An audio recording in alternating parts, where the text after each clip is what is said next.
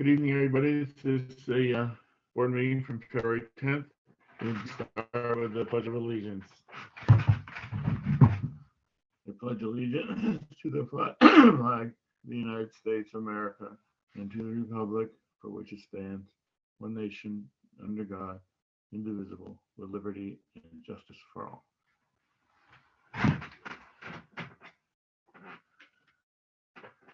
Thank you. Can I have a motion to approve the agenda?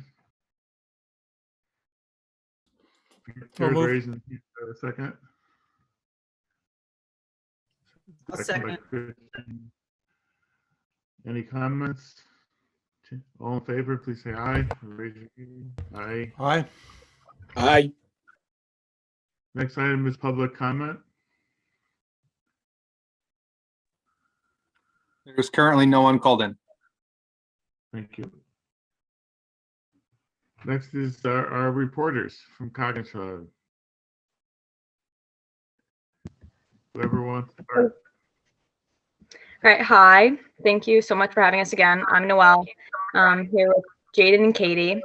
Today we chose to talk a little bit about how hard the teachers throughout the district have been working to ensure our learning is at the level it's always been. This year, I've been taking AP Psychology. It's a course filled with a lot of content and dense material that at times it's overwhelming to even attempt to learn. My teacher, Mrs. Jakes, has done an amazing job of creating activities that not only help us memorize the content, but comprehend it as well. We do activities in class that exemplify the material we're working on. For instance, one of the recent modules we were working on involves sensory interaction, which is when one sense affects another. During this activity, we attempted to smell different substances with our eyes closed. Obviously, they were hard to distinguish, but the cool part is we knew why, and seeing it occur to us only solidified our understanding. This type of learning, although proven to be difficult due to some safety restrictions, is essential in the comprehension of this material. I thank Mrs. Jakes, along with all the other teachers who have gone above and beyond to ensure we're still enjoying the learning process.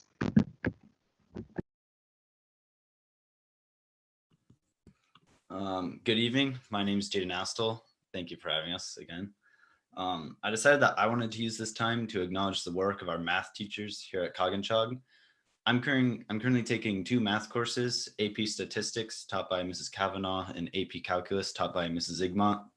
In both of these classes, I've noticed that my teachers are able to sort of create an environment that is very inclusive of both students that are in person and the students that are online. The teachers utilize different strategies such as live screen sharing of the content to make sure that the students at home have an equal opportunity to learn concepts and other important information. Students in person are also often able to work through problems with students online in groups, allowing us to learn with each other rather than isolated. This sort of type of communication is super beneficial when trying to learn through something that may be extremely difficult for some kids, either both in school and online. This is typically one of the problems with online learning. Students at home have a hard time being engaged and included in the learning. However, in both of my math classes, virtual students feel comfortable speaking in front of the class and are actively asking questions as if they were right here with us. Thanks to these teachers and more, everyone is able to participate. Hi, everyone. I'm Katie. I'm a senior and have taken academically rigorous classes throughout my time in high school. This year, I'm taking a UConn Early College Experience English course. A typical class period includes a group discussion on the book or books we are reading, philosophy or psychology, and connections to current events in our country and around the world. Over the past few class periods, we have been discussing The Scarlet Letter, Jekyll and Hyde, and The Stranger. Each of these books offers so many different conversation topics which often lead into one another and more complex conversations regarding societal problems of the past and present. I have found that these roundtable discussions are some of my favorite moments in my classes, especially during this ongoing pandemic when many of us have been struggling to make social connections. Discussions like these also allow remote learners to engage with the rest of the in-person students in ways they might not otherwise be able to. There is a universal understanding that this is not a normal school year. The past 11 months have proven that to overcome hardship, we must be adaptable. We must be proactive, and as we have proven in our UConn English discussions, we must not let ourselves become bogged down when faced with difficult times like the ones we have found ourselves in. We want to acknowledge how hard all of our teachers have been working to provide us with the best possible education they can in these uncertain times. So from all of us, thank you. Does anyone have any questions for the three of us? Have you been decided where you're going to college? I have. I'm going to Oberlin in Ohio. Well, I'm going to Susquehanna in Pennsylvania. I have not decided yet. where do you want to go? I don't know. I have a list. Okay. Not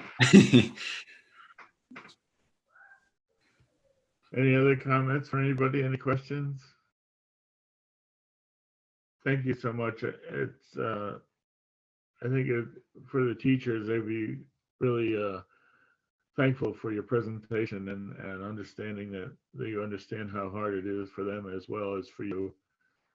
We heard last night in our well-being committee or the other night that it's very hard for the students, and a lot of them are bored and hard to keep up with it. Do you find that same problem?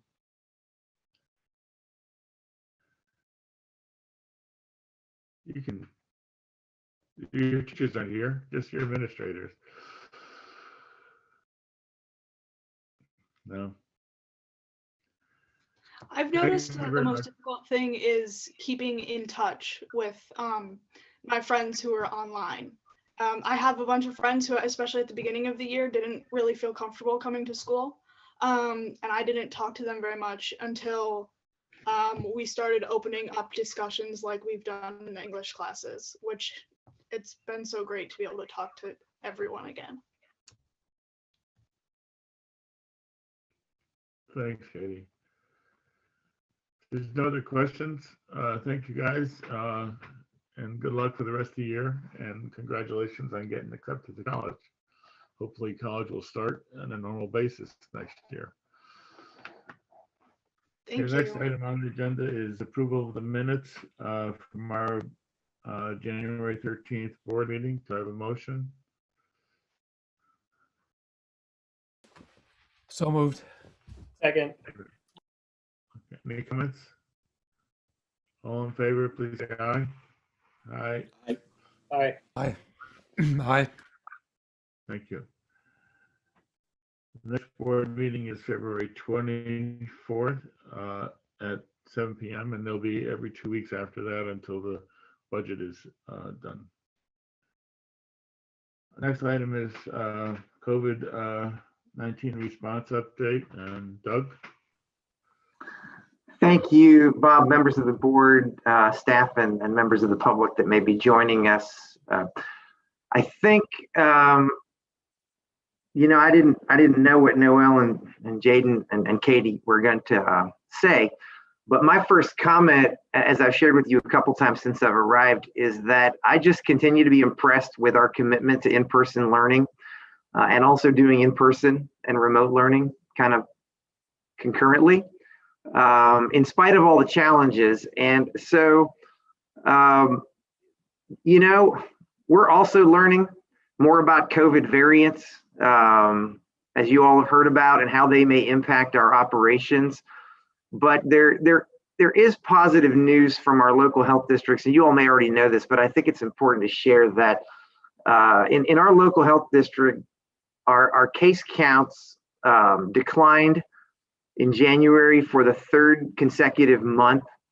And I think that is good news. The bad news part of that is we're kind of in one of the highest case count seasons we've been since this thing started. So it's a decline, and we do expect that decline to continue. But these variants do throw a little bit of a loop into it. So I guess my message continues to be, and I ask all of you to share, that everyone stay vigilant with all of the health and safety protocols that we've asked people to do, including the masking and the hand washing and the distancing. It also includes asking families and employees to make wise choices during this kind of upcoming mini holiday that we've got with the weekend and into the early part of next week, and to really pay attention and follow the state's guidelines on travel and restrictions on travel to certain states, which is most of them. The last time I checked, and testing and or quarantining that is required, and to being upfront with us as teachers, as administrators, with those travel plans, so that we can keep our schools open as much as possible. And I think it's important to say that, as well as we've been doing, because of spread in our community, we've had to do a little bit of disrupted learning, and to our in-person and also to our extracurricular. You may recall that we did have to temporarily suspend the boys basketball program at the high school as a result of some cases. We also had the entire 8th grade at Strong on remote learning, just recently returned. And as we speak, probably the school that has been hit the hardest, at least since I've arrived, is Brewster, which is now in their second week of remote learning, not consecutive week, but separate incidences this week. And I want to just say, even with that, how impressed I've been at the way that the staff and the learners and their families have responded to the remote learning. I know you guys didn't just start doing that since I've gotten here, but it's still impressive to see as a relatively new person. And again, our hope is that we don't have to continue too much of that into the future, but I feel confident that if we do, we'll do that as the contact tracing requires us to do. And just as a reminder for that, in the cases where this is occurring, it's occurring primarily because of the unavailability of staff to properly staff a grade level in the case of Strong, or an entire school in the case of Brewster. And that will probably continue to be the pattern. And to remind that everybody that's at home is certainly not on quarantine. In fact, the majority are not. It's simply we don't have enough staff to safely and appropriately conduct the in-person learning. And that's why we've asked families to do that. So families out there, we appreciate that. And staff, teachers, everybody, we appreciate that as well. I think while we're on this COVID topic, again, this is kind of a universal thing, but I think it's important to share. Tomorrow, we move into the next phase of vaccinations. Individuals ages 65 to 74 are now able to join those 75 and above in getting vaccines. And we're going to be encouraging all of our employees in that age group to get vaccinated. It's not a ton of employees, but it is substantial. And we will encourage them to do that at their earliest opportunity. We will do that while we're also waiting very patiently on a decision from the state about when frontline essential workers, which includes our teachers and other school employees, will become eligible. As you know, our teachers and other employees are in the priority 1B category, but within that category, they have not yet had their turn in line. And we will wait our turn in line, unless we're 65 or older for now. But we really want to get to a place where all of our employees are eligible. And again, want to do everything we can to encourage our employees to get vaccinated when that's available as soon as possible. The last thing I will end with before I open it up for any questions on this section is we did brief, Brian was on and briefed along with me a little bit about winter sports at our last meeting. And we don't really have a whole lot to share on that tonight, but I bring it up because a board member had requested that we revisit this topic this evening. And so I will defer to Andrew at this point, and any other board members who have questions about sports or any other COVID related topic that either I covered or didn't cover.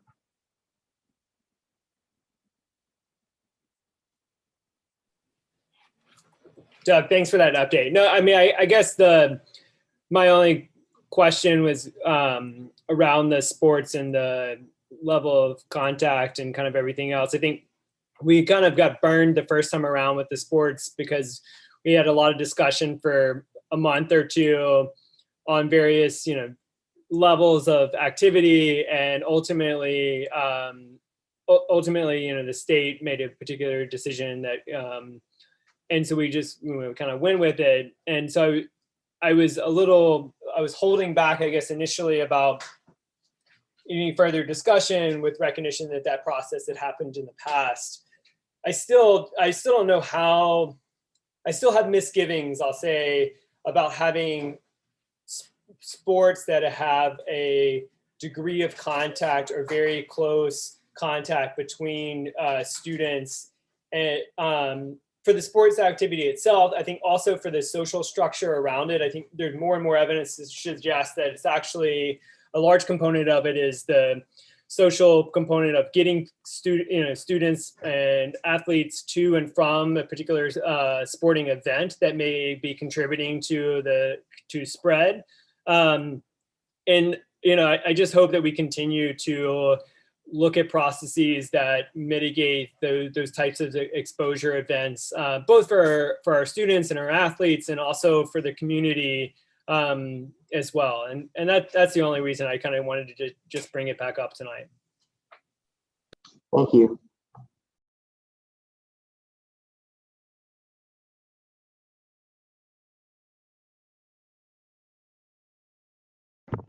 Any other comments for Doug on COVID?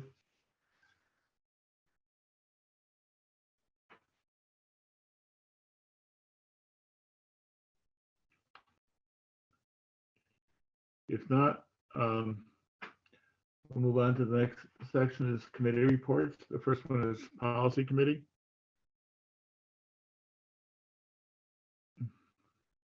Norm isn't here, so Bob. Actually, Norm is here, but Bob chaired the meeting, so we'll let Bob take care of that.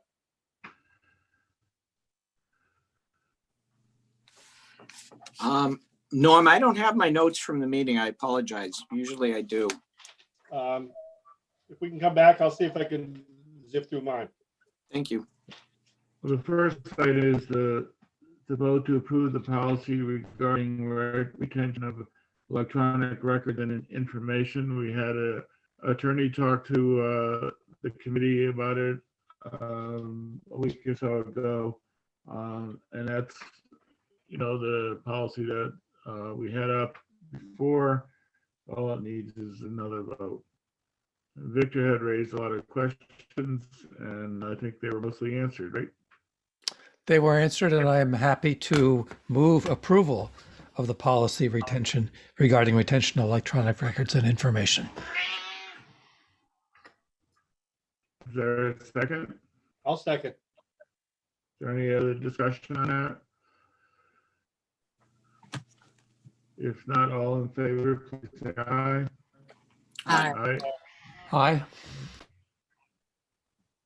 The second one, Norm, was to vote to remove policy 6156 on program choice for kindergarten. Yes, that's correct. The committee voted to strike it. It doesn't seem to be necessary any longer. So I'm going to move that we remove policy 6156 as it stands from the policy manual. I'll second. Is there a second? Any comment?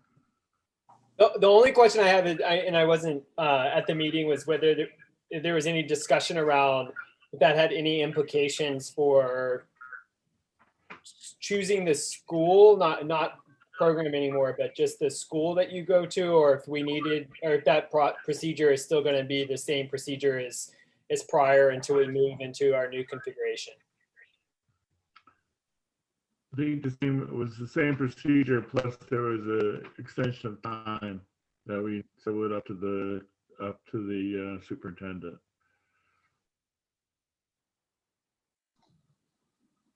Yes, and Andrew, to answer your question, particularly in choosing for kindergarten at Lyman and at Brewster, what the principals and I have talked about is a March 15th kind of a deadline, given that just with COVID restrictions, obviously in-person tours and things that have happened historically are not possible, and they're working on that, and we feel like that date is reasonable.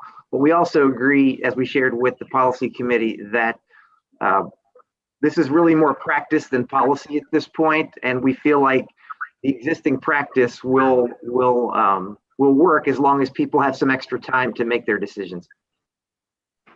And existing practice will certainly make things more flexible should that be necessary.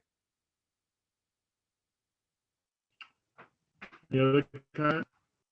All those in favor, please say aye. Aye. Aye. Thank you. The next item B is utilization committee meeting, a vote on resolution to demolish Corn School building. I was asked at the utilization committee to draft a resolution on the demolition based on our discussion. I drafted one and sent it to our attorneys, who were quite upset. Well, not upset, they were concerned about it, because I had put in the resolution the options that we had talked about. One, a date by which the town would take it over. If they didn't take it over, a date that would allow them to take over operation over maintenance. And if that didn't work, then finally to demolish and go out to referendum. So the lawyers were not excited about that because there was too much that was conditioned upon other people and would cause us to come back to vote on every time there was a change. They suggested instead that we authorize the superintendent and chairman to negotiate some of those issues that we had talked about, and then have a resolution on closure. So what I've drafted is that the Board of Education hereby authorizes the superintendent and chairman to negotiate with the town of Durham the transfer of ownership and operation of the Corn School building to the town of Durham by July 1st, 2021.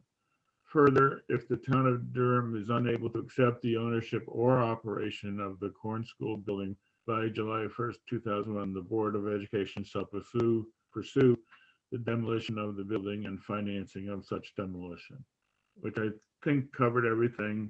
You know, Bob had a date of March 1st. I did talk to Laura Francis, and she said there was no legal way that she could make a decision by March 31st. So I felt that July 1st would be probably the date that would make a difference and would allow the town the various actions that they might have to take, including acceptance of property.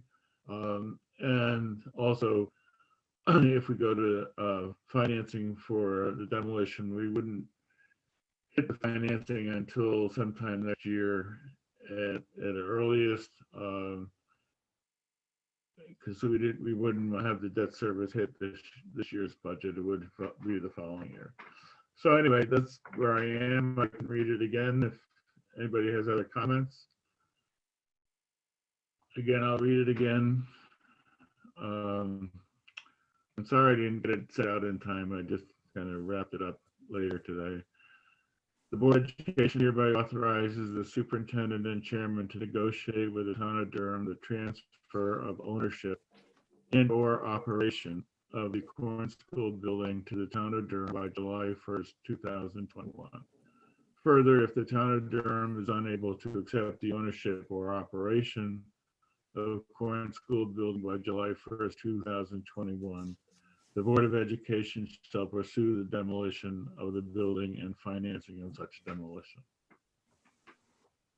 Any comment?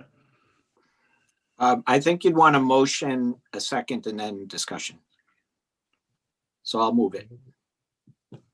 I'll second. Second. Second. Discussion? One question on, oh, I'm sorry. Go ahead, Melissa. Oh, that's okay.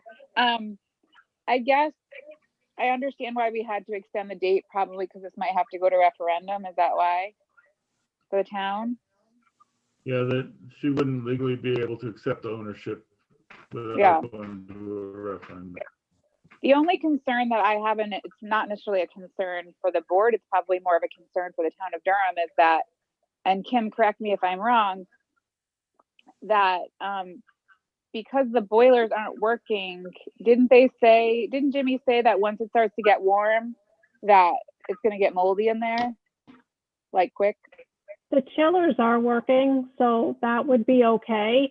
Okay. But the caveat was if something happens to the chillers, we're not gonna fix them.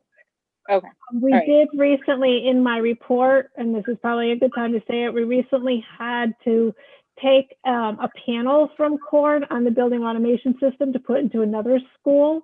And then we will lose control of air in 2 rooms with that panel move. Okay. So I just think that's important information for Durham to know before they, you know. Sure. They've been in contact with Kim, right? Bob? Yes, Bob? Victor. Yes, I- Victor. You know, I seem to have acquired a reputation for picking at words, but I would be really happy if the resolution read, instead of is unable to, read does not. Because I think is unable to invites interpretation, and it's not really what we're saying. Does the Bob accept that amendment? Yes. So I just have a question or a statement. If we're allowing until July 2021 to make the decision and or so I'm not even sure if that includes the transfer of ownership or expenses, then it is incumbent upon this Board of Education to include the full amount of the costs for the next fiscal year in our budget. And it also does not allow us to put on the ballot in May, when they go to referendum on the budget, a referendum authorizing the capital for the demolition. So what would the timeline look like for us to actually go to referendum? Would we be looking for a special referendum sometime between July and November? Are we planning on waiting till November? What's the vision of that? I would say we would go with a November. So did Laura give you any indications or assurances that Durham will have a referendum in May No. that says that they're interested in doing that? So on what basis will a decision be made by July 1st if there isn't anything on the May referendum? I'm asking because we've kicked this can down the street so many times. And I'm just asking because I'd like to understand what the process is that Laura would follow to provide us an answer by July 1st. I don't know the answer to that, Bob. All right. Actually, I wonder why we can't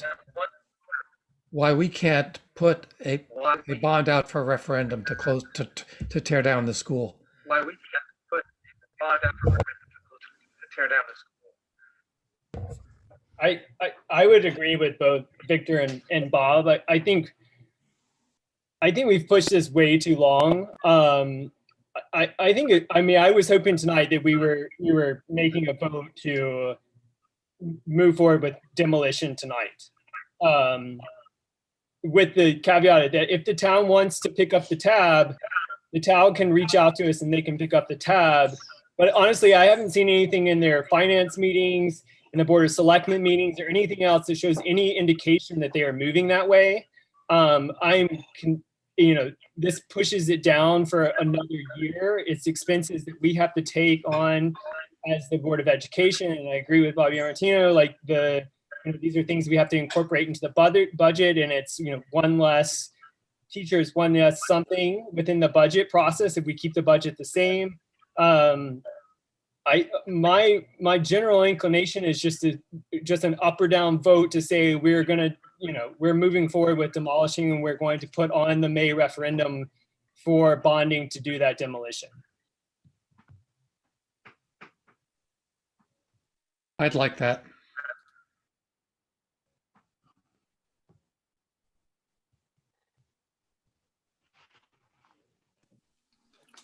In the utilization meeting that we discussed, and this is why I characterize it in these two steps, is we discussed, one, they take over ownership and then we not move to demolition, and two, if they pick up the operation of the building, we wouldn't move to demolition.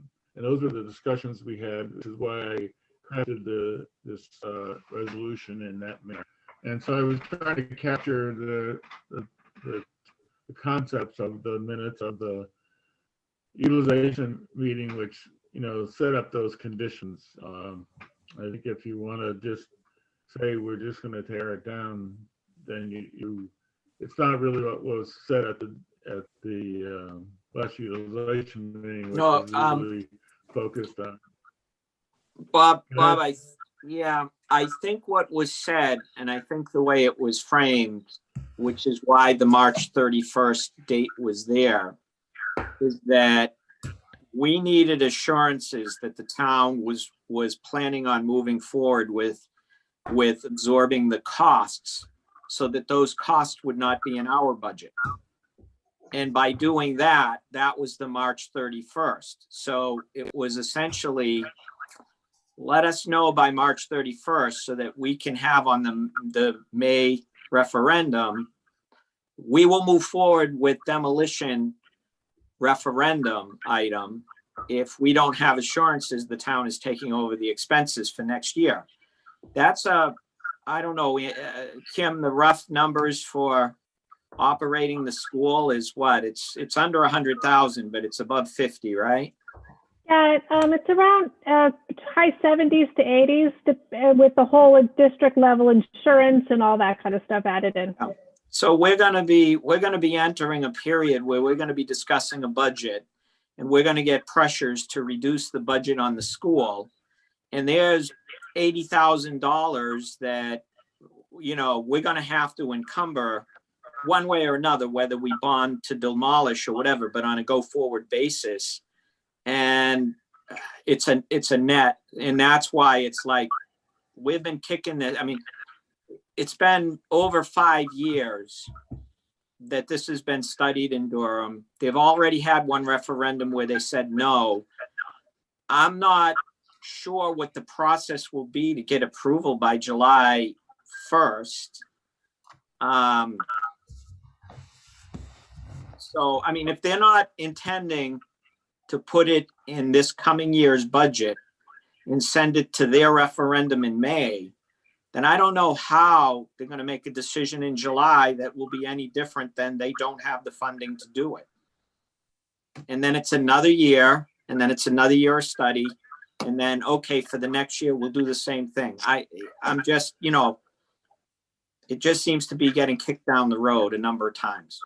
Yeah, if I could add to that, Bob, I think my understanding of what we were doing was we were starting a process to actually demolish the building, since we've held that process off for so long. If we have a referendum and we have authorization to issue bonds, if we hire a demolition contractor, it seems to me that we can build checkpoints in. But at some point, something has to happen.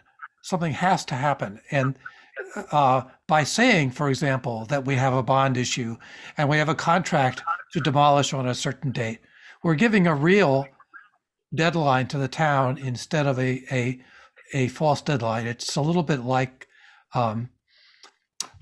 the negotiations, 70 years ago over the fate of Czechoslovakia.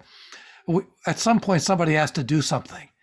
And it's us, because and the town of Middlefield in particular is footing the bill for this. And it's completely wrong that happened.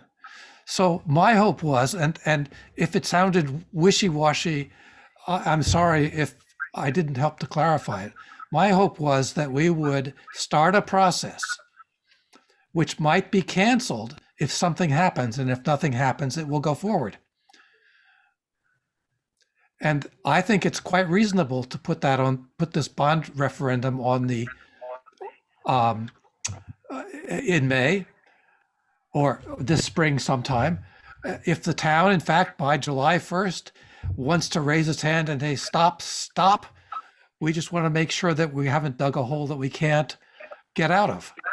But if we don't start digging anything, then we're going to be always where we are now.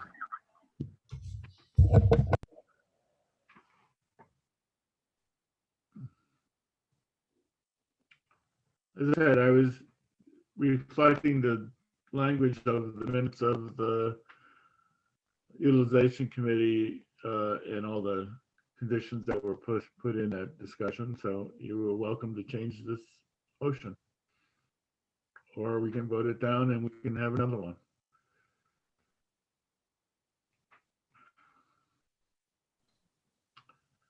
I guess I was just hoping it was going to be decided before, July. And I think, I know that, I mean, we blame the world on COVID right now, but did we not give them a letter last year that said by March 31st, like a yes or a no, and then COVID?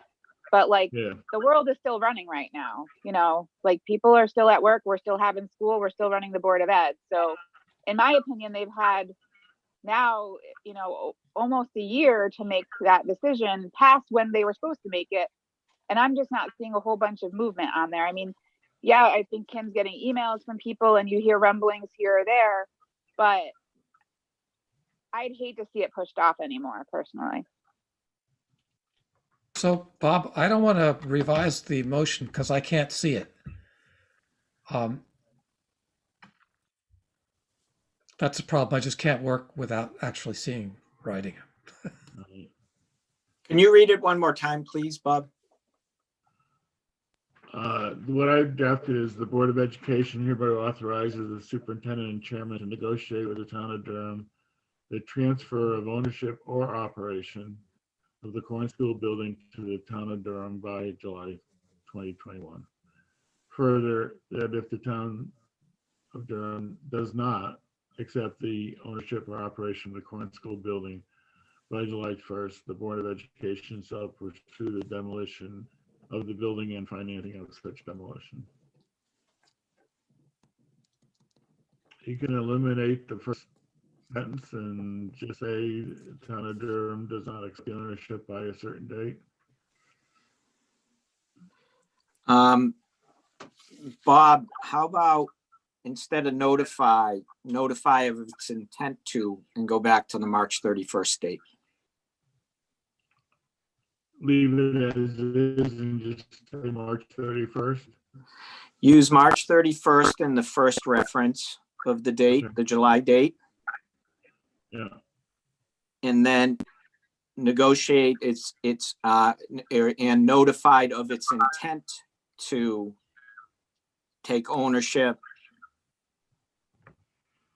So we need the notification of their intent to take ownership or operational responsibility by March 31st. That way, they're not bound to actually take it. But if they give us notification of that they have the intent to do that, and that the actual ownership would take place at the start of the fiscal year, which is July 1st, that's fine. That gives them time to put it. That means they would need to actually make movement to put it to their voters in May.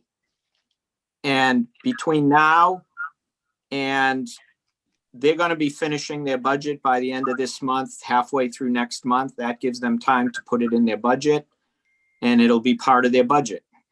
The actual taking ownership might take a little bit longer. That would require, I believe, a referendum. I'm not sure of Durham's town charter. I know in Middlefield that would be a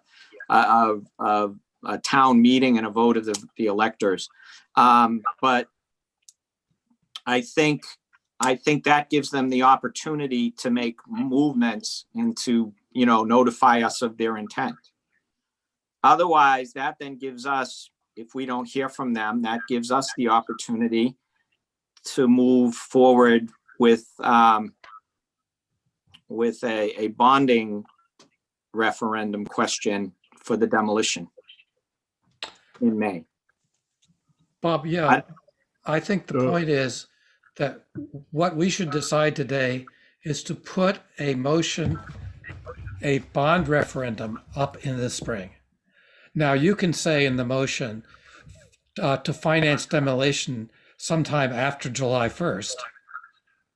There's nothing in an authorization to take a bond that requires us to spend the money, right? We can't spend it if we don't have the authorization. But the fact is, obviously, we all understand that we're not going to go forward if the town actually relieves us of the burden. That's been said over and over again. What's needed today, I believe, is a clear resolution, since we apparently have decided that we will go out to bond for the expenses, to go out and have a referendum to go out to get bond funding for the demolition. Nothing prevents us from stopping that process later. But I do think that what we do now needs to be as clear as possible. There are no conditions about our getting a motion, about our going out to a referendum. We will do it.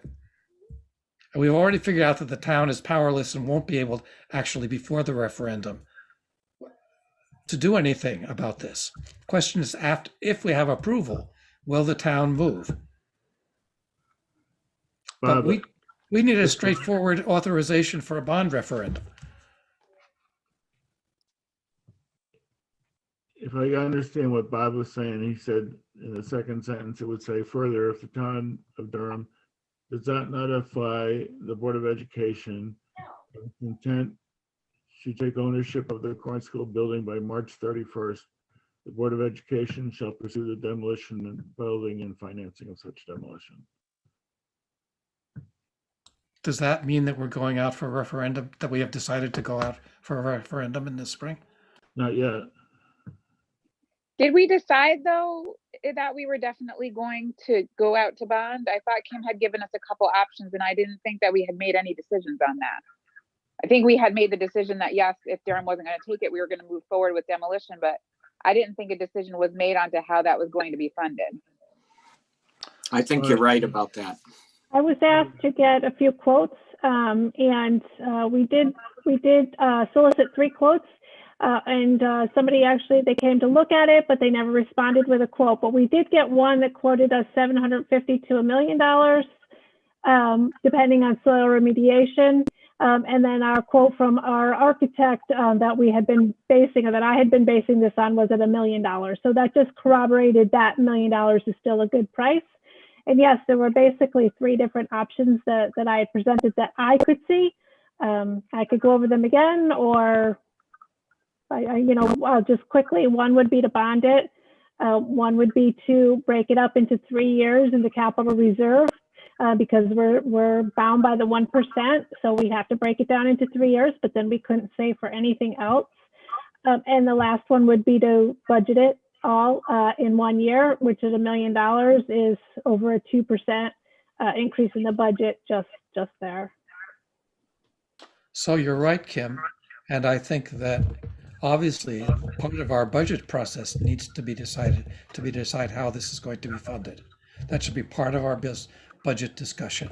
It's a big hit to the operating budget either way, if we have to do this. Which is why, Victor, I don't think we need to include a referendum tonight to go to bonding, because we haven't made the decision on how to fund it. But I think the resolution as amended, if who seconded the amendment? I know I did, I think. You okay?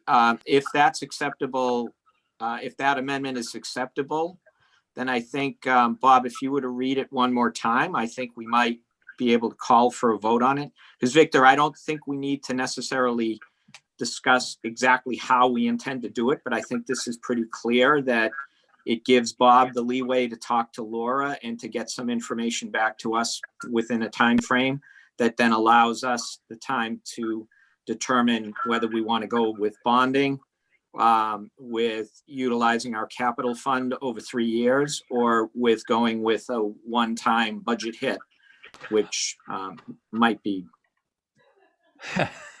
I'm good with that, Bob. I think the important thing that we've decided here is we are going to go forward with a plan. Right. So are you comfortable? Well, let Bob read it. If you're comfortable with the amendment and I am, then we can take a vote. Unless Norm, should we vote on the amendment? No, if the both of you would agree to it, it's called a friendly amendment, and that will be acceptable. Okay, Why, thank you. why I seconded the original motion. Okay. The Board of Education hereby authorizes the superintendent and the chairman to negotiate with the town of Durham the transfer of ownership and or operation of the Corn School building to the town of Durham by March 31st, 2021. Further, if the town of Durham does not notify the Board of Education of its intent to take ownership of Corn School building by March 31st, 2021, the Board of Education shall pursue the demolition of the building and financing of such demolition. And I'll read the clear sentence again. Further, if the town of Durham does not notify the Board of Education of its intent to take ownership of the Corn School building by March 31st, 2001, the Board of Education shall pursue demolition of the building and financing of such demolition. Right. Hey, Bob, I thought it should be notify of the decision to take ownership or operational expense, because they may be able to get the operational expense in their budget, but not necessarily the transfer of ownership, because that's a separate process. That's what I originally had, so I'll read it again. Further, the town of Durham does not notify the Board of Education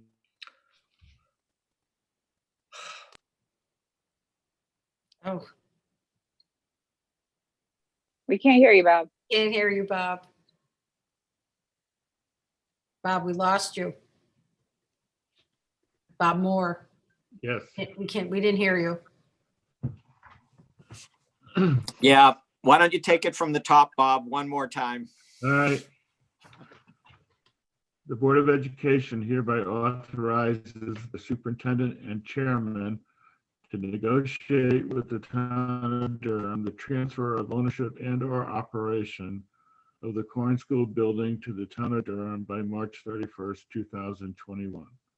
Further, if the town of Durham does not notify the Board of Education of its intent to take the ownership or operation of the Corn School building by March 31st, 2021, the Board of Education shall pursue the demolition of the building and financing of such demolition. Bob, as I hear that, you're saying that the town has to take, not to notify us, but to actually take ownership or undertake operation on March 31st. I think there are two deadlines in here, right? One is to notify us by March 31st, and one is to undertake by July 1st. Yeah, to notify of intent by March 31st. And So- and take it over by July 1st. I would put it, I can fix just that. add, Bob, after the word notify the board by March, add by March 21st after notify. Of his intent to take over the building by July 1st. Yes. Right? All right, let me add that in there. If I could go off topic for a moment, I love seeing all of our administrators here from the buildings. I don't, however, see any administrators' reports. So I know my day is going to start about 2:30 in the morning lesson planning. I suspect it's perhaps not all that different for a building administrator. So I don't know. No reports, right? I think we're being watched, Jamie.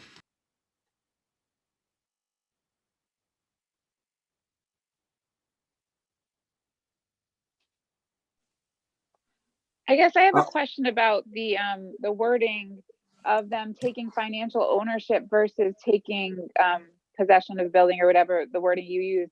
Because I believe that Doug had said something, I don't remember which meeting it was, but what if they said, okay, well, we're gonna do it, and then like 1 year later they're like, oh, just kidding, we're not gonna pay anymore, and then we're back where we are right now.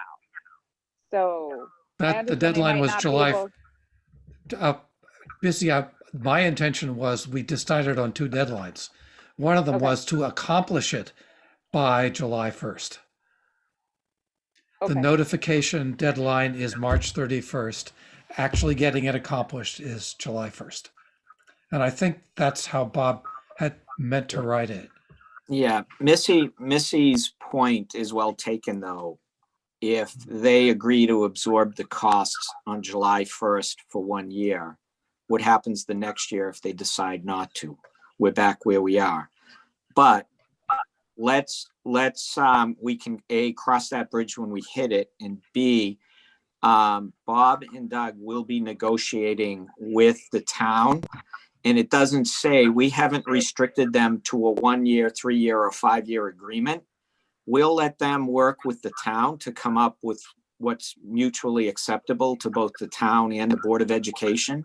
And I think we can trust them to do that, which is why I'm comfortable with the revised motion to have them take responsibility July 1st, but notify us of their intent by March 31st. I'm comfortable with that as it's presented. So Melissa, I hope that answers your question and you're comfortable with that. Yep, that's good. Thank you. Last reading, okay? Board of Education hereby authorizes the superintendent and chairman to negotiate with the town of Durham the transfer of ownership and or operation of the Corn School building to the town of Durham by March 31st. Further, if the town of Durham does not notify the Board of Education by March 31st, 2021 of its intent to take ownership or operational control of the Corn School building by July 1st, 2021, the Board of Education shall pursue the demolition of the building and financing of such demolition. Hold on. Was the actual ownership July 1st and the notification March 31st? Yes. Yes. I heard it backwards. I'm just saying. I just wanted to make sure. It's okay, Bob. I was listening to. I didn't write it backwards. It also says operational control. That doesn't necessarily mean payment, or does it? Do we need more specific wording there? They're going to run the building. They're gonna own the expenses. Yeah. I think Missy, unless you want okay. to change it to operational expenses. If you want to change it to operational expenses instead of control, that'll work. I like that better. Sorry. We don't want any wiggle room in there, unfortunately. Busy, it's not a contract though. Okay. I get it. I'd move to make that amendment change. Victor, if you agree with it, then we can leave that one in. I agree. Okay. All right. Melissa, it's in. Is everyone comfortable with moving the question at this point? No other comments of all those in favor of the motion as amended, say aye. Aye. Aye. Any objections? I abstain because I'm going to have to do the negotiations here. So, all right. Thank you. Moving on. The next committee is student achievement. Lucy, Victor? Short, sorry. Go for it, Lucy. All right. Yeah, I'm got a mouthful of food. We had two topics that we discussed, and they were discussed at length. The first one was for grade level planning. And Mr. Ford stated that the decision had been made to transition to a single grade configuration beginning with the 2021-2022 school year. This is the configuration that is felt to be best for the students, and it will allow teachers to focus on one grade level. The curricula and the standards really make a single grade configuration the best option moving forward. There will be better alignment and more opportunities for integration of content units. The NGSS science standards and the new social studies standards are challenging, especially in a multi-age setting. It's important to note that changes in the grade configuration will not mean a change in classroom or building culture. There is a commitment to the emphasis of being a community of learners and having a strong belief in the integrated day and HOT philosophies and practices. The integrated day philosophy is not just a multi-age design, it's really a student-centered approach. And the district is committed to both the ID philosophy and the HOT approach, assemblies and book buddies and the other parts that go along with that. The single configuration, grade configuration is not a result of COVID. In the past few years, math has been split up in grades 3 and 4. And the ID program has changed over the years as well, and it will continue to evolve. HOT grants are gone, but grants are still available and the concept is still there. Mr. Ford plans to share this information with parents very soon and will report back to the board with feedback. It's not felt that there would be any significant effect on staffing, instructional staffing, since the school population will remain essentially the same. And aspects of the Lyman culture have permeated throughout the district. Brewster already has assemblies, and teachers and residents are at Brewster Memorial and at Strong. I didn't know if you wanted to add anything else, Victor, before I go on to the next topic. No, I just remarked that also mentioned in the rationale was the fact that there has been very rapid change in curriculum. Right. And that it's a huge challenge for teachers to keep up with rapid change in 2 different grades. Right, and I think that the contributing factor are the goals that have now been put out for the science and social studies curriculum, and that's a big issue that's come up in terms of teaching multi-age grades as opposed to individual grades, because they're quite comprehensive. The second topic we talked about was the Wednesday in-person student schedules. I'll kind of go over what goes on the Wednesday afternoons. In kindergarten through 4th grade, the Wednesday schedules, they focus on literacy and math, and remote students receive recorded SEL lessons as well. Grade 5 has 30-minute classes with no recess or homework except for unfinished work. Grade 6 and 8 also have 30-minute classes with no homework except for unfinished work. And the middle school has 7-day periods, and the enrichment specialist has been providing enrichment activities as well on those Wednesday afternoons. The high school has Wednesday mornings. The high school has 37-minute periods, 5-minute transitions between classes, and again, no homework except for unfinished work. It was interesting because Mrs. DiMaggio, she kind of looked at teacher absences over the last 4 years, and it was quite telling. She found that less teachers were out this year than in the last 3 years. This year, the absences totaled were about 690, not counting COVID-related absences. In the same period last year, there were over 1,058 absences, 904 the year before, and 1,025 the year before that. So there's really been an impact on the teacher absences with, I believe, with the half-day schedule. So it's very difficult to get subs, especially with COVID, and ensuring that the students receive better and more consistent instruction is really important. And once you have substitutes come in, the instruction isn't always quite the same. The half-day Wednesdays have helped with teacher well-being. The teachers have met. They meet with small groups of students on Wednesday afternoons, especially cohort C at the elementary level. The related arts teachers are recording SEL videos for elementary students. Some of the remote teachers are teaching 4 different grade levels or several different subjects. So the afternoons are very critical. The PLCs with special ed teachers and interventionists are conducted. Most SAT and PPT meetings are held on Wednesday afternoons, eliminating the need to pull out teachers from class, which allows for more consistent instruction for students. And professional learning activities are conducted during these half days. Also, there was a change in the 2 remaining early release days for professional development, that they've been moved to Wednesday afternoons, so there wouldn't be any additional early releases. So those were the 2 topics that we discussed.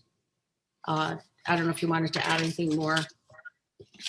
No, I do not. Thank you, Lucy.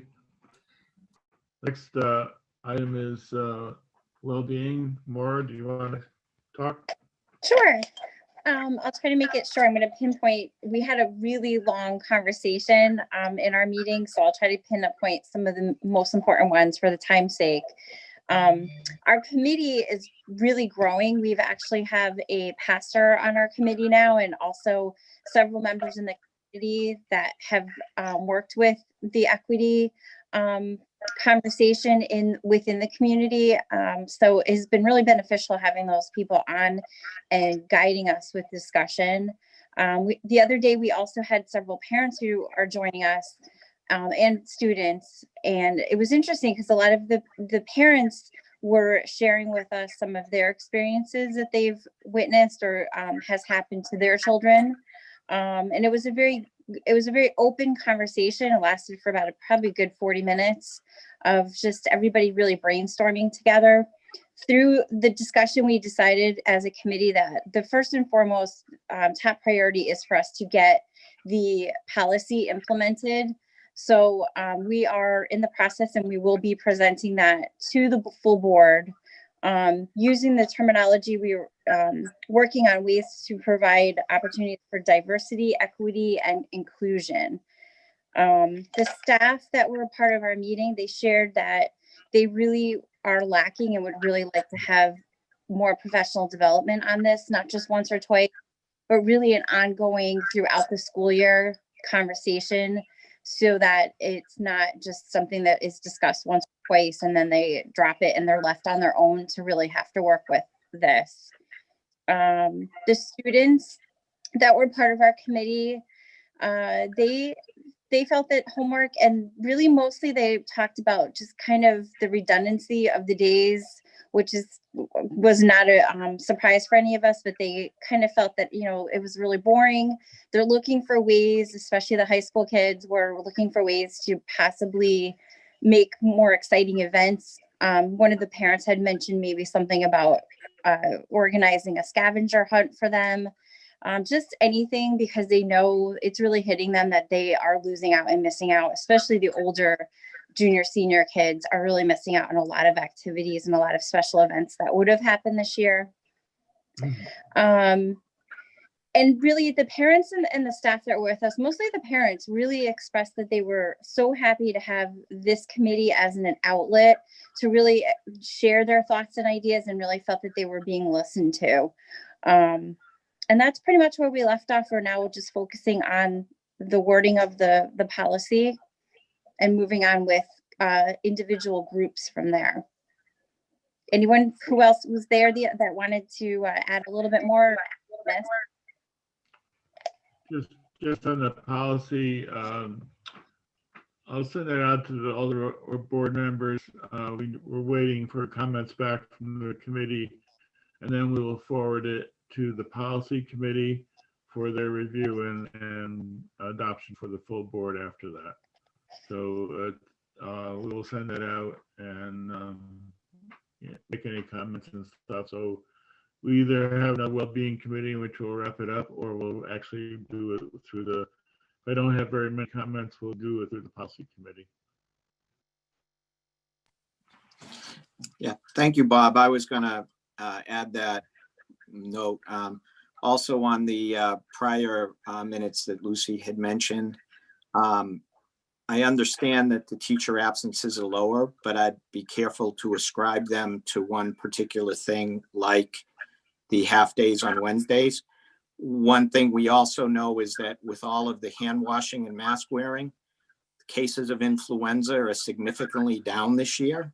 So the children aren't coming to school with influenza and passing it on to the teachers, et cetera. So there may be multiple reasons there.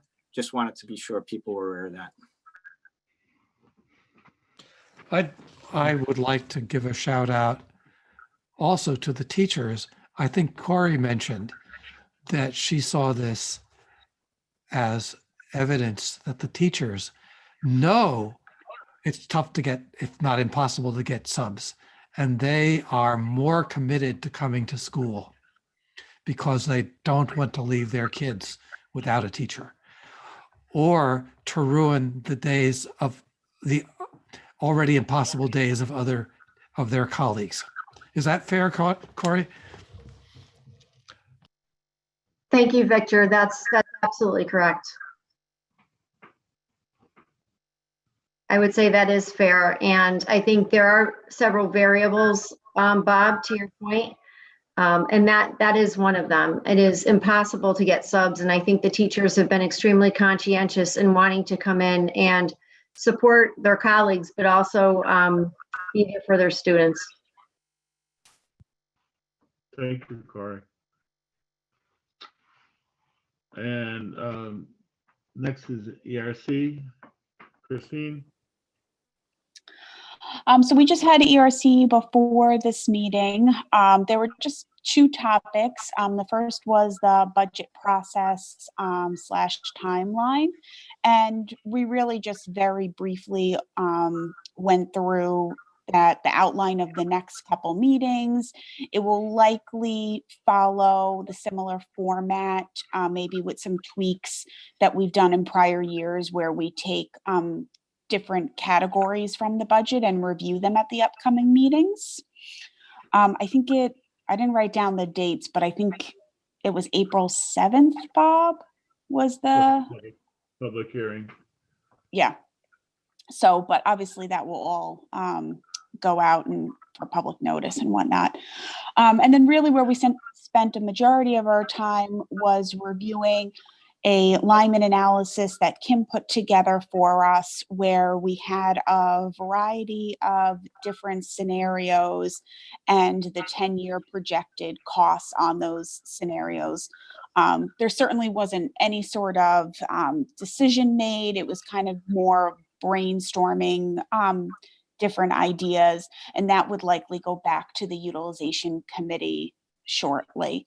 But it was good to see, and we talked more about how we would visualize the scenarios so that it could more easily be presented to the public for, what's the best way basically for it to be presented for people to understand. And that was really about it. Thank you, Christine. Any other comments on the committee meetings?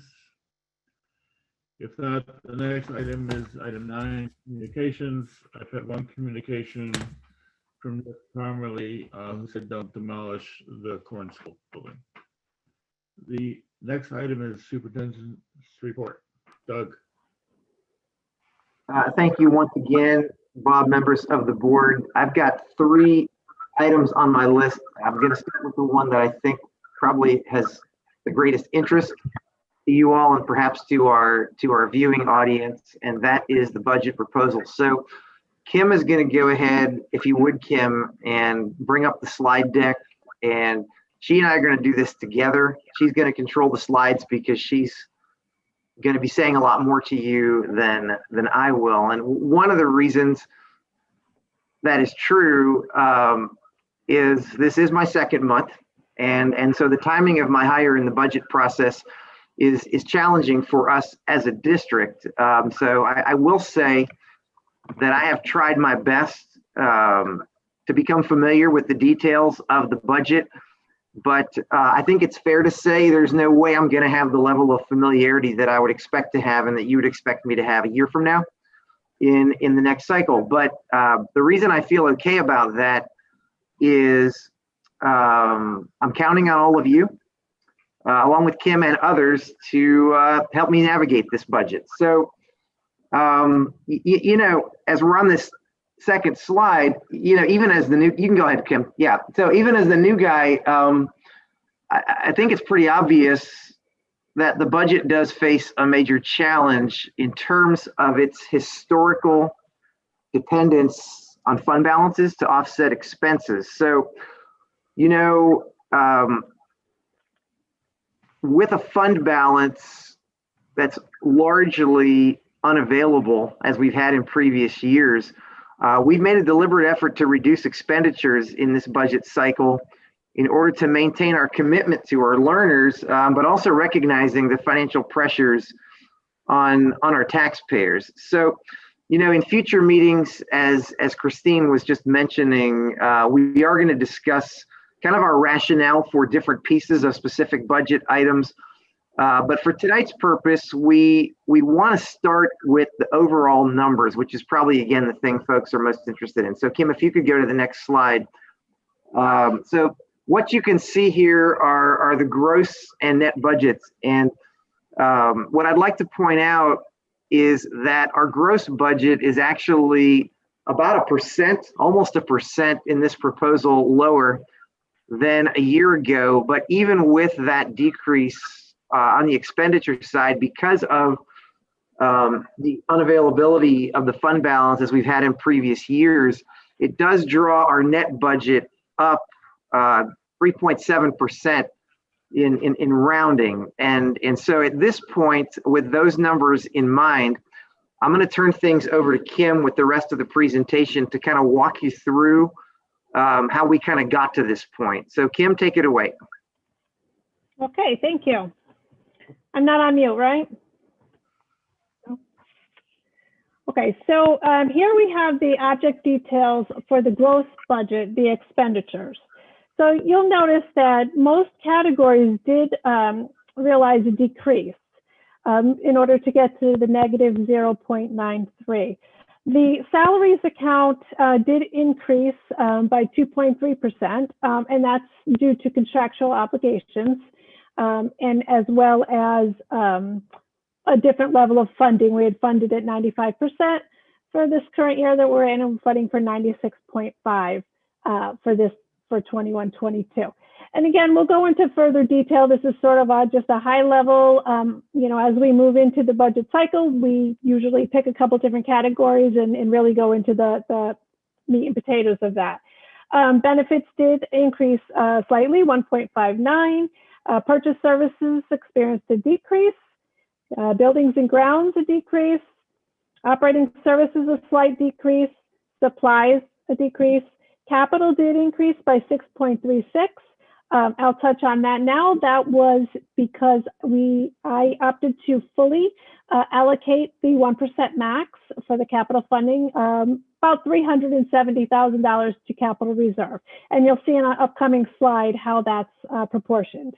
And then dues and fees did experience quite a significant decrease, and debt service. So debt service seems to be the biggest decrease on this budget. And you'll see in a slide coming up the reason for that. We simply did have projects that we bonded for, and at the same time, after we did the bonding, we were presented with an opportunity to do an energy project. And at that time, some projects overlapped between the bonding and the energy. So in order to get the energy project done, we did delay some of the bonding. So with that, the debt service that we had level funded for last year didn't happen, as well as going forward. So our debt service did decrease by $673,000 for 21-22. Now, when I get to the slide, I can explain further, but that isn't going to last forever. Here's the revenue side of the budget, and you'll notice the biggest outlier here is the fund balance carryover. We did, you know, typically use the fund balance carryover, which was $1,083,000. Now, in a normal year, that would have been great, and that we would have saved our surplus had we experienced the surplus in 1920, which we did. But that would have gone towards the fund balance to help balance this year. However, the decision was made to apply a significant portion of that surplus due to COVID to balance the budget last year. Well, the math just tells you that if you apply it that year, there's not enough, well, not as much to apply for this year. So that's where Dr. Shook was saying, you know, with a significantly lower fund balance, that the revenue, the allocations to the towns, even with a reduction in expenses, still has to go up. We did, sorry, I lost my train of thought here. You know, that is the first time the district has done that, applied the current year surplus, and simply because it's an unaudited number, it's not a sure number yet, so unanticipated things could happen, so it's considered a little riskier. We were actively sort of using the fund balance on a balancing strategy because our fund balance had gotten pretty large. So we had started funding our salaries at a lower rate due to vacancy and attrition. So, you know, we were responsibly using it, and then, you know, like I said, COVID came and we had to use that up. So that's just my little report on, you know, there is hopefully going to be a surplus this year in the 2021 year. And then, you know, we can talk about what happens with that as that number becomes a little bit more reliable. Just some big, not a lot of big, but you'll notice the buildings and grounds revenue is down $7,000. You know, that's obvious. We're not renting out our facilities. We have some ESSER funds and coronavirus relief funds. We're not budgeting anything for that. I know the amounts that are going to be coming in, but they really aren't a part of the budget simply because you're not allowed to use them to supplant, only to supplement. So we can't take anything out of our budget to supplement with the ESSER funds. It has to be in addition to. Okay, finding my mouse. Okay. And then just a little bit more on the fund balance. These are just the numbers that we actually were able to apply to 2021, and that was 1.4 million. And then on top of that, we had applied $616,000 of surplus. So we really had $2 million available to us, and this year we have $384,000. So therein lies the increase in the net budget. Forward that slide. So some major budget drivers, nothing new. This is the same every year. Obviously new this year would be our fund balance. The decrease in our fund balance caused a significant increase in our net budget. Salaries, contractual obligations are always a big factor in increasing the budget numbers, just simply because they are contractual. We have 6 unions, and we're in a people business. We're in a service-related industry. So that's our main source of our budget. Our budget in salaries is about, I want to say, I'm sorry, I don't have the number, 56 to 57% of our budget is salaries. And then another 16 to 17% is benefits. Health insurance, you know, we had a couple of good years with our health insurance. We had experienced a significant reduction when we went out to bid, and then a second year with a cap at 7.5%. This year, our loss ratio is 97%, and therefore our renewal rate is not to exceed 19.5%. Now, having said that, our brokers are watching our trends. Our loss ratio is down to 94. So we're actually hoping that we might be able to see some movement in that 19.5. So I did budget the health insurance at 16.5, crossing my fingers. But also with that is that you have people who come and go. We have decreased enrollment. We have people that, you know, maybe a family plan, and if they retire, then a new person may come on with a single plan. So there's a lot of conversions there.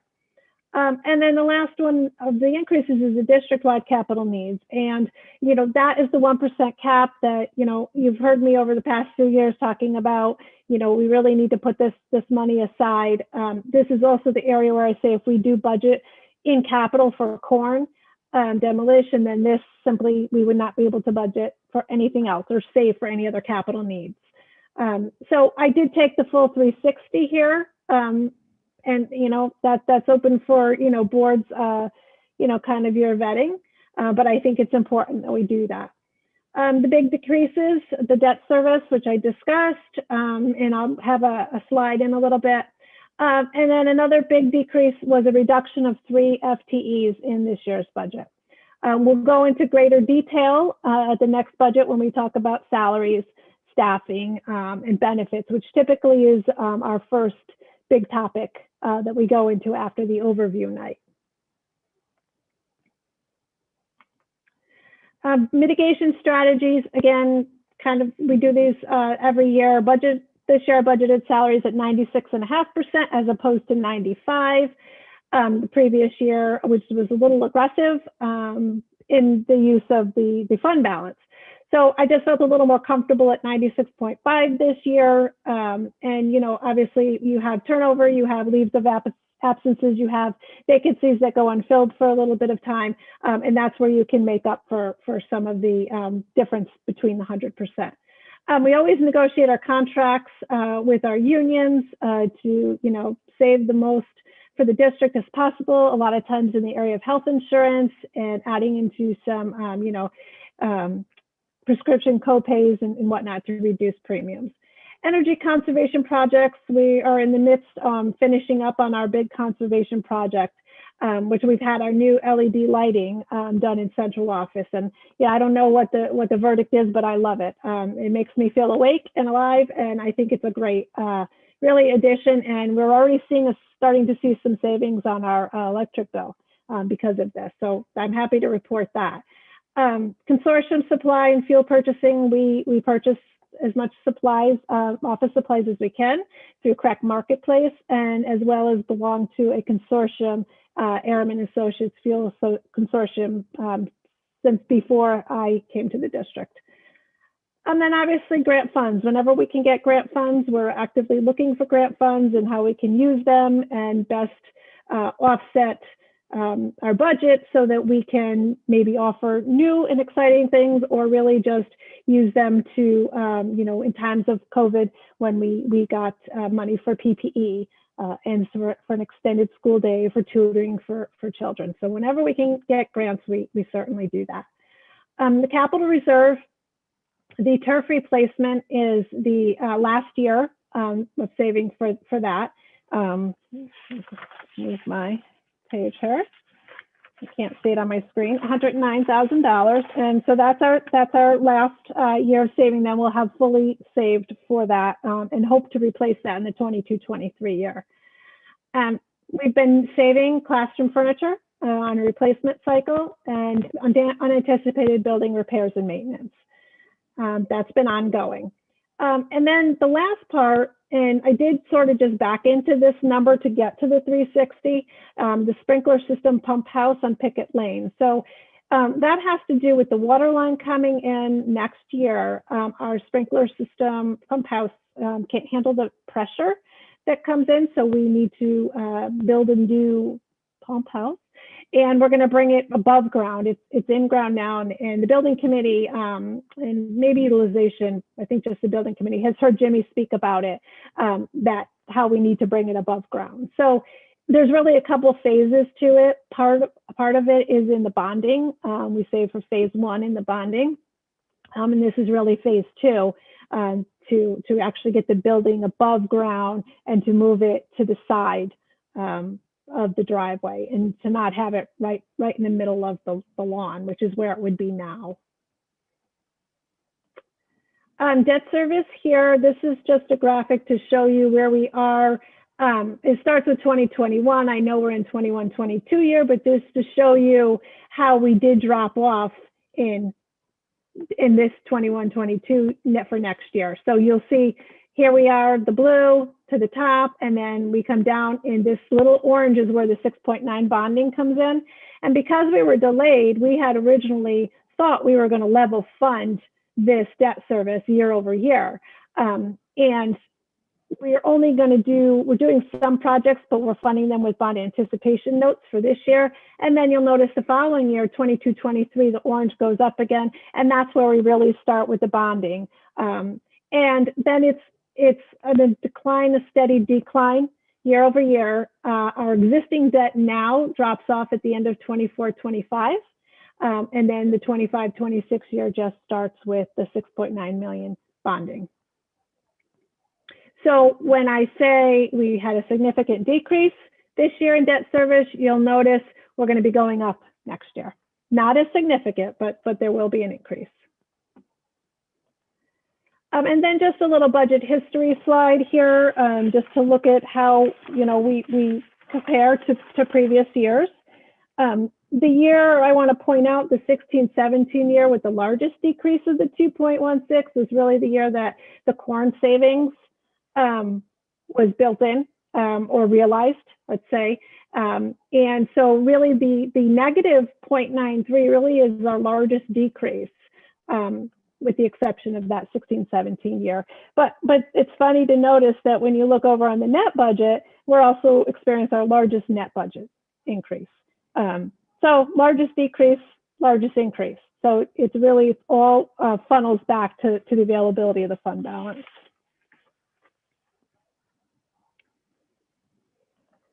And here's our per pupil expenditure history. We did increase to, well, I think it was $1,502. Our per pupil expenditure went up. And I do anticipate for the next 2 years, you see here $22,712 for 2021, which we're in now, and then 21-22 of $23,960. Simply because expenditures are kind of remaining the same. They're not declining significantly enough to make an impact, but our enrollment is declining enough to make a significant impact. So those two factors combined really increase the per pupil expenditure. Later on in the budget process, usually I do a little presentation a little bit deeper on the per pupil expenditure. So certainly we'll do that.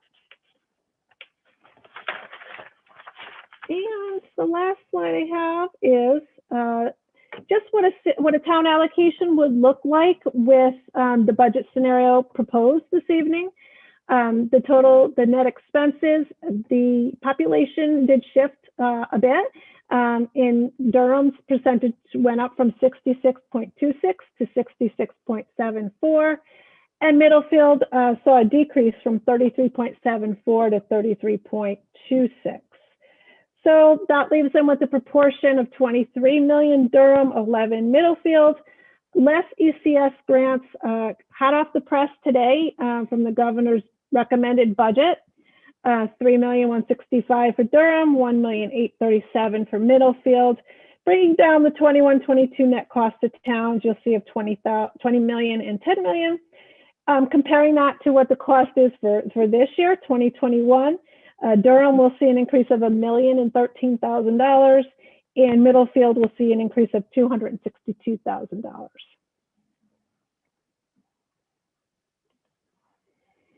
And we'll open it up for questions. Hi, Kim.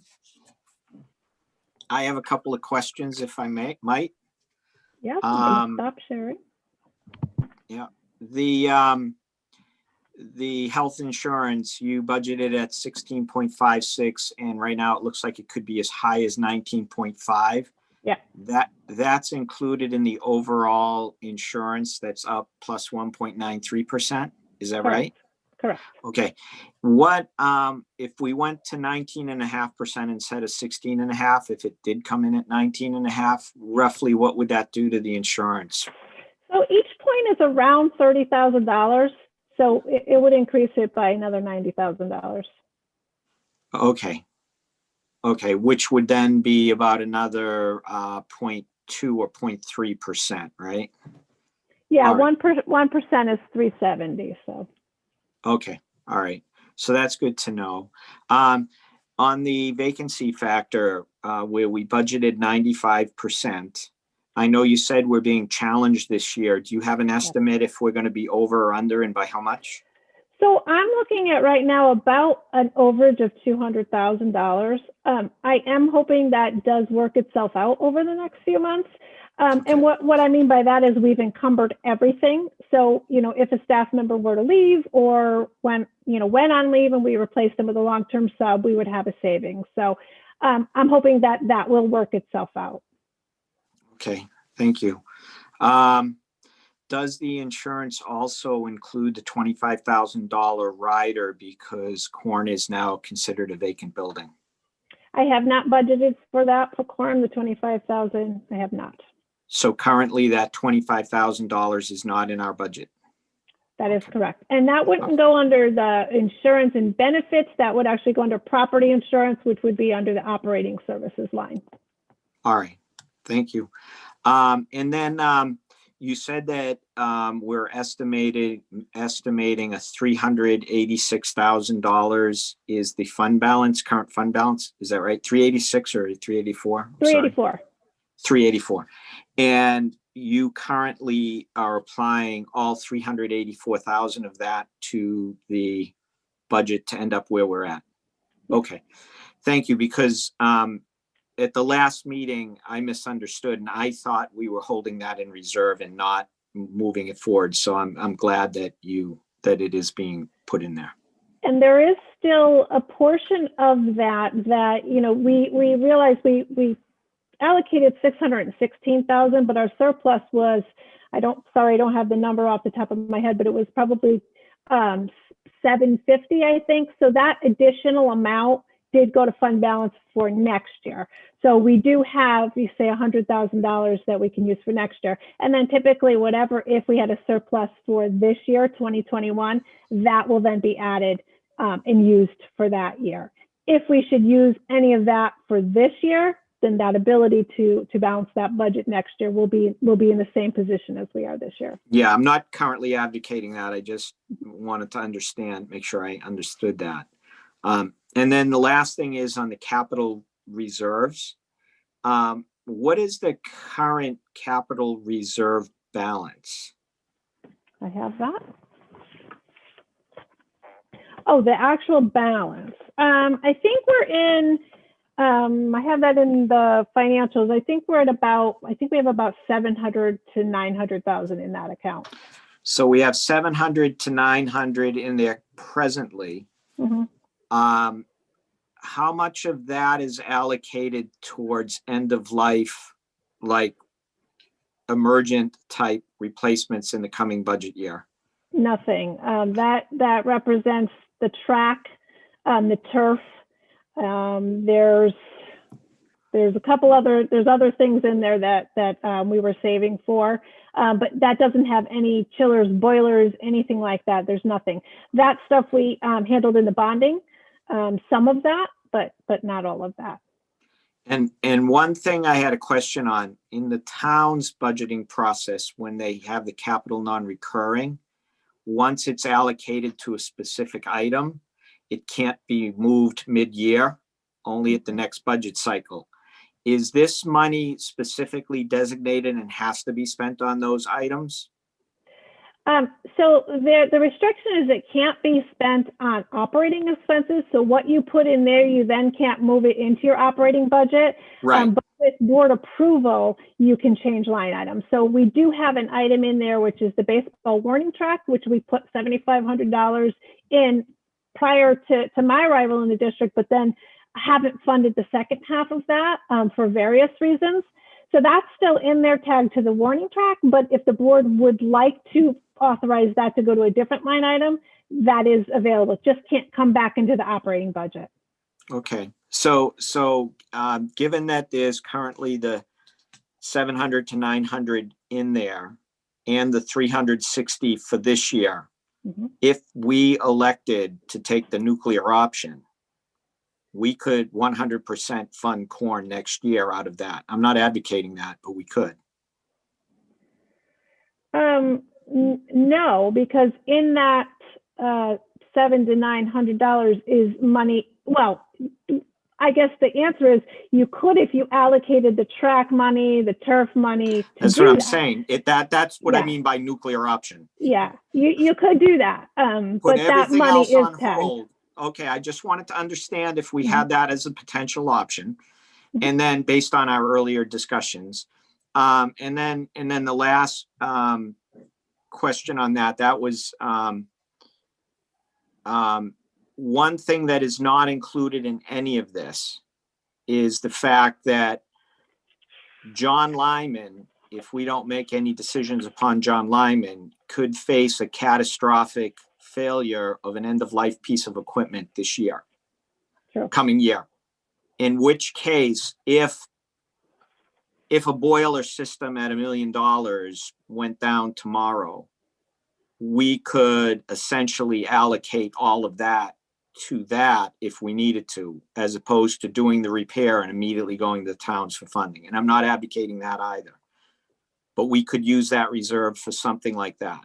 That is my understanding. Yeah, with a board vote, we haven't done line item transfers ever that I know of, but that it certainly is allowable. Yeah, I'm not an advocate of that. I just wanted to know what we were allowed to do and what we weren't. I'm not necessarily an advocate of that, and I don't want it to come across as I'm advocating any of that. I wanted to understand what our options might be if we were in a critical position, because I've been on the record before, and I'll go on the record now. I am very uncomfortable with us moving forward in this budget process without allocating money for the continued operation of Lyman School, because at this point, we haven't got a decision to close it.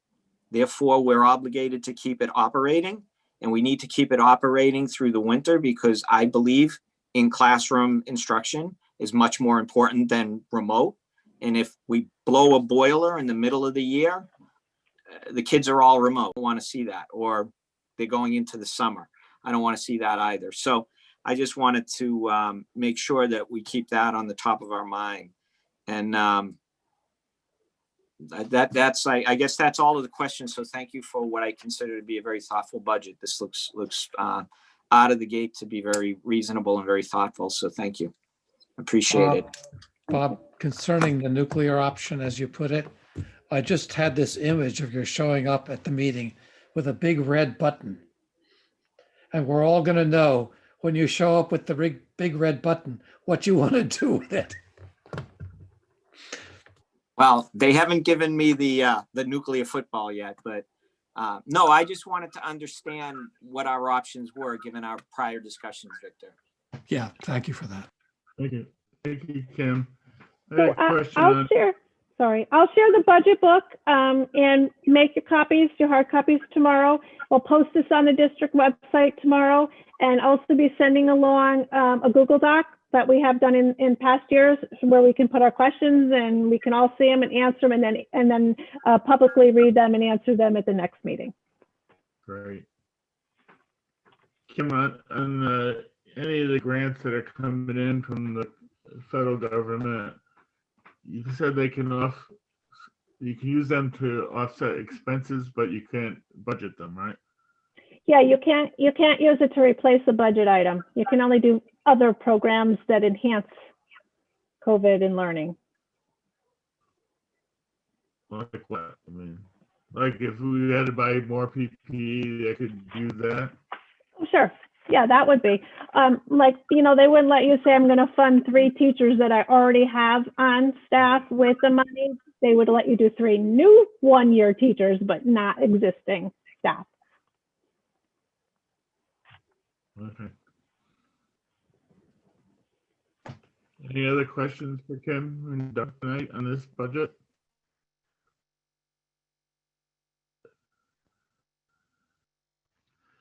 If not, we have budget meetings on the 24th, the 10th, and every 2 weeks till April 7th. So we'll have plenty of time to go into the detail. And thank you for putting out the books and online services. Doug? Okay, thank you, Bob, and thank you, Kim, for that thorough explanation. Again, we look forward to working with you all and our staff and our community as we work through these next series of meetings and get ourselves through the budget process. So next item on my report is a transition update. Now, board members, I went over some of this at the retreat, but for the benefit of those that were not in attendance at that retreat, I just want to go over some of this and get it on the record. So I think, as you all know, I am trying as best as I can to build relationships and learn as much as I can about our school district. This work actually started back in November, and it's really intensified during my first month or so here. As you know, as I go out and meet with individuals and groups, I'm really targeting 3 fundamental questions. I'm asking about the strengths of our district, the challenges that we face, and also the future direction, what people think we need to be doing 5 to 10 years down the road. Now, I've been able to listen to our learners, some of our parents, employees, board members, town officials, citizen groups, education foundations, community college presidents, and others. I'm not going to give you the whole list. It's also important to know that I have received some emails from members of our community who watched the video I put out back on January 4th, which seems like 3 years ago, but it was actually just a little over a month ago. And I think it's neat that they've just kind of reached out based on that video and given me some really good input around those 3 questions. All told, I've met formally, and I had to ask Meg to help me add this up today, with more than 100 people, either individually or in focus groups. And this doesn't include the informal conversations that have taken place, the many informal conversations during the 16 school visits that I've been able to make since I have started. And, you know, I'm really happy that I've gone out to the schools that many times, especially given the fact that because of some of the COVID situations I described earlier, and what people are telling me is some type of anomaly in weather that I just happened to walk into, I guess similar to this fund balance issue that I walked into. So thank you very much for both of those situations.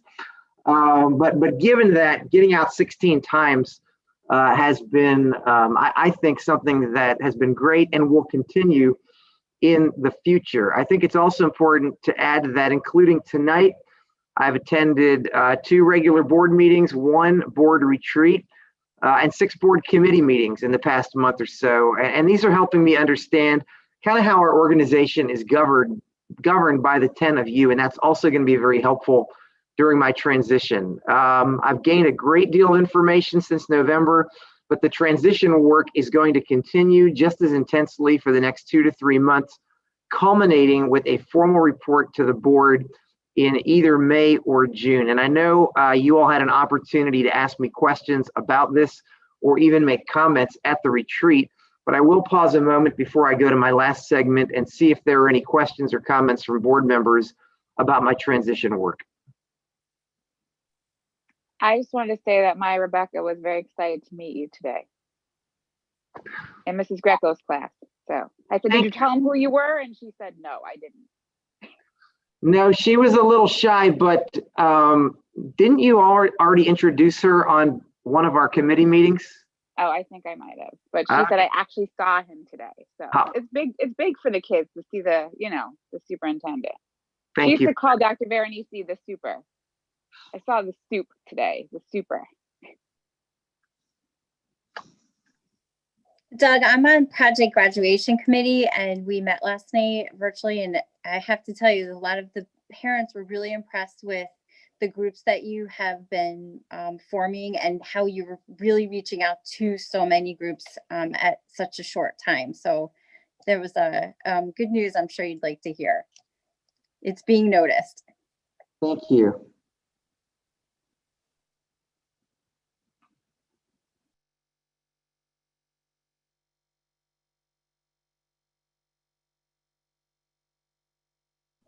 All right, hearing no further comments and given the lateness of the hour, let me just add a couple more things. Some of these have already been covered, but I want to just formalize them.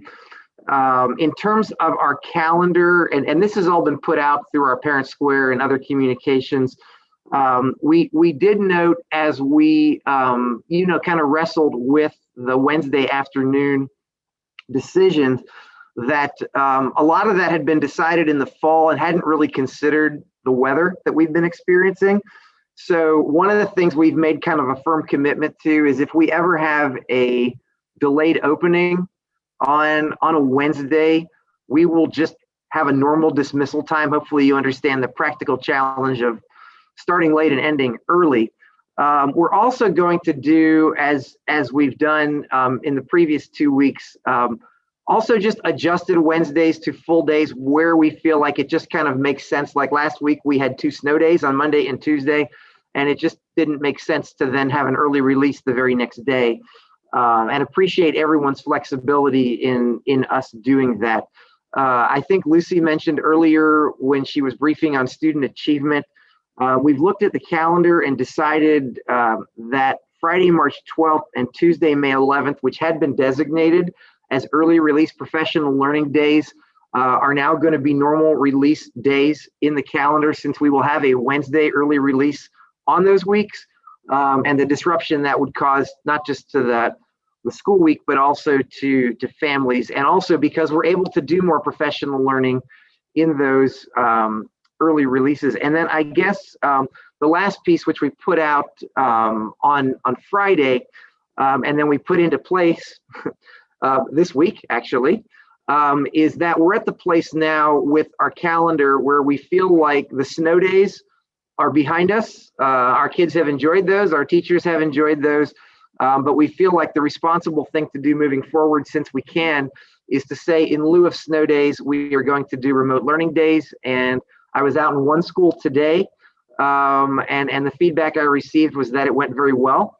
And so not perfect to earlier points that were made. We still think the best place for learning is in school. But when we can't, we do have this remote option that we've had to exercise because of COVID, unfortunately, and that we will exercise going forward. The other piece about the calendar that actually pertains to a agenda item coming up is that my understanding is that by making this decision, it makes it easier for us now instead of later in the spring to lock in a graduation date, which Brian and the team at the high school tell me is really an important thing to do. And so we're hoping that you will see fit to give us that approval later in the meeting. And then the last thing I'll leave you with also comes from the high school. And I understand this is somewhat of a tradition, but one that I've not been a part of here. So I am proud to officially announce that Jaden Astle, who was on earlier as a reporter, will be our valedictorian for the class of 2021.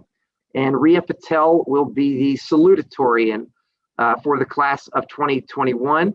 So I just want to offer my congratulations on behalf of all of us to those 2 outstanding individuals, and look forward to hearing them speak, or whatever they're allowed to do and whatever we're allowed to do in a graduation going forward. So thank you, Bob, for the time this evening, and I'll turn things back to you.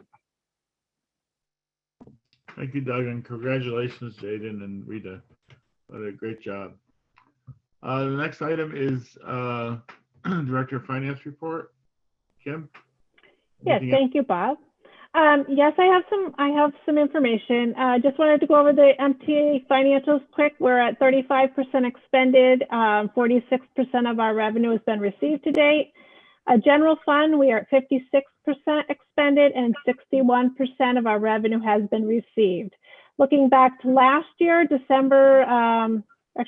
January of 2020, we were at 56 and 62. So we're right on track like we were last year. We did receive the coronavirus relief funds, which helped us pay for all our PPE and any kind of staff overtime, staff reopening. So that really helped us to keep us right in line with our expenditures. I am anticipating a surplus again this year for various reasons, not just alone to COVID, but a lot of things that couldn't happen did end up, saving some money. So I am anticipating a surplus. I'm hesitant to say what it is at this point because anything could happen, but I just wanted to let you know that we will be having a surplus, bar a boiler goes down or something like that. Recent repairs that we've had, the septic pump at Lyman had to be replaced. That was $3,100. I had mentioned in ERC committee meeting that we had to take a building automation panel from Corn. We had it go down at the high school. A new one will cost $7,500. So we took the one from Corn. But what that does is that removes our ability to control air in 2 rooms at Corn. And you're all wondering, tomorrow it'll be a different number, but what is our snow budget today? We're 2/3 expended. So we have spent 44,000 of the 66 that we have budgeted. And we're expecting some snow tonight, so that could change again. Receipts. To date, we have received our first installment of the coronavirus relief, and that's 165,000. I've applied for the second half, and so we should be getting that at any time. That's above and beyond any other receipts. The SR2 funds, which I was talking about a little bit ago, we are allotted $194,700. Conflicting information here. The state says they're going to open a grant application on February 22nd, which is great. We need to determine as administrative team and superintendent how that's going to be used, whether it's extended school days or a summer program, whatever the case may be. It can only supplement, not supplant. But in the governor's funds that were released today, is actually showing 2 payments over 2 years. So I've got to find out if that is the case. We'll get half each year. I had spoken in the past about the cafeteria fund in FEMA, and the last time I said you didn't really need an approval. At this point, I'm asking you for an approval to fund the loss in the food service. The 100% of the loss for that time period was $101,000. We had put in for the FEMA grant at 75% reimbursement, which was $76,000. As you know, I told you that was denied. However, the contact at FEMA said that a lot of school districts did, appeal that, and we may have another opportunity down the line. But at this point, I really think we need to think about, having approval to let the general fund just cover that loss for the food service and cost of doing business, supplies, and that if the FEMA money does come in, we'll just replace it in the general fund. At the end of my report, I'll let you, if you want to ask questions or we can discuss that a little further. I had mentioned about the quote for corn, and that the price of around $1 million is still a valid price. We ran into something Friday and, crossed over to today about the security vestibules. Price of the security vestibules, the ballistic and bulletproof glass has increased by 80%. And that's going to drastically increase the cost of our project. In addition to that, the renovation of Strong was in 2002, and the parts that were used, I guess the doors were part of that renovation. They won't reimburse anything that's less than 20 years old. The state did say they would come down and inspect, and because it's a security project, they may waive that. But if I'll have more information to report to the board next meeting. There was just too much too fast.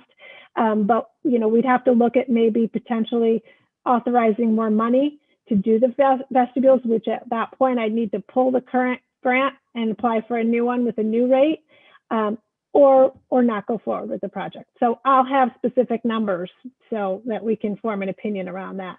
The reason this was done, 2+ years ago, and the demand and the pricing has increased so much.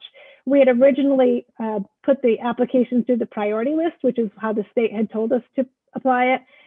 They changed that process. I don't know if you remember that, to non-priority. So I had to pull the grant and reapply again. So time went by. and the price of the glass just went up and up. So we'll have a couple different options that we'll talk about next board meeting. And that's all I have. If we can just talk quickly about your thoughts on the cafeteria fund, I would appreciate that. Bob, do we have a motion prepared to transfer the funds from the general fund to the cafeteria fund? No. No, and it's not on necessarily in the agenda for a motion. So if we wanted to wait and put that on the next one, if you want to do a motion, we certainly could do that. I think in order to transfer the funds would need a motion, and if it's not on the agenda, would put it on the next one if it can wait. Next one. Yep. Perfect. Next can wait. Next one's in 2 weeks, Kim, so we could put it for the February 24th meeting. Yep, Is that that's okay? fine. Mhm. Thank you very much. Any other questions for Kim? If not, the next is new business. It's a vote to set the graduation date. Doug? Yes, thank you. And Brian can back me up if I got this date wrong. I think I wrote it down correctly. We're talking about Thursday, June 17th. Can you give me a thumbs up or head nod? Okay, yes, he's nodding. So yes, Thursday, June 17th.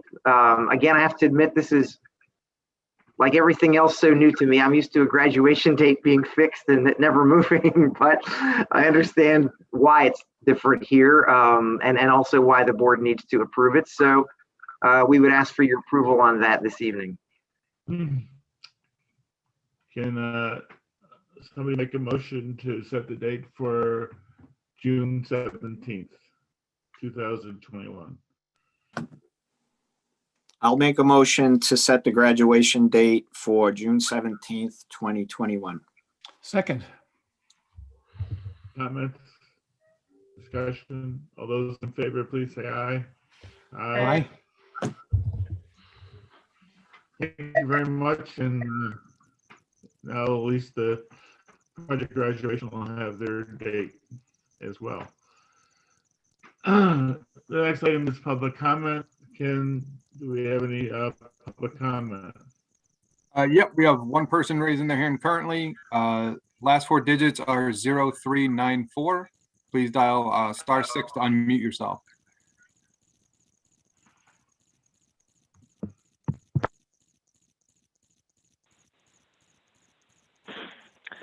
This is Jim Irish from Middlefield. I have two thank yous for you this evening. First of all, I'd like to say thank you to the board for moving forward toward a deadline on the closure process for corn. As Victor said, Middlefield's been paying a third of the cost of really to keep the option for Durham to take ownership or coverage open. And so it was good to see the movement toward an explicit deadline. Thank you very much. And my second thank you is to Kim. Did really a nice job of preparing the initial budget proposal for consideration. So thank you very much, Kim. And that's it. Thank you, Jim. Any other comments?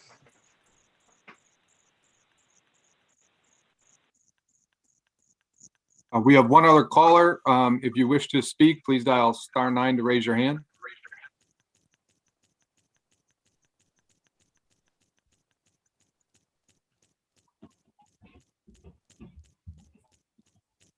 They're not raising their hand. All right. Thank you very much. Thanks for attending. We'll see you all in the next couple of meetings. And we have a motion to adjourn. So moved. Second. Somebody, there's two of you. All in favor? Aye. Say aye. Aye. Good night, everybody, and thank you. Thanks for all the work that went into this.